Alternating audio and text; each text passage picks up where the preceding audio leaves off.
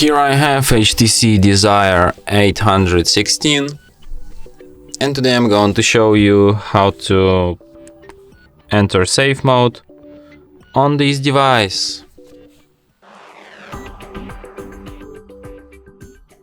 So to do this, firstly you have to hold down power key, and when this turn off menu appears, you have to hold down your finger on power off, and then it proposes you to reboot to safe mode. You just tap restart and device will be restarted in a safe mode.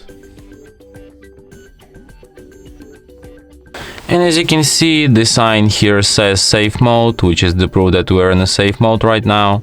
So if you want to quit this mode, all you need to do is to just restart your device and it will be restarted just as usual.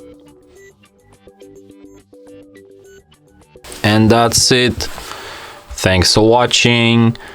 If you find this tutorial useful, don't forget to hit that like button and subscribe to our channel.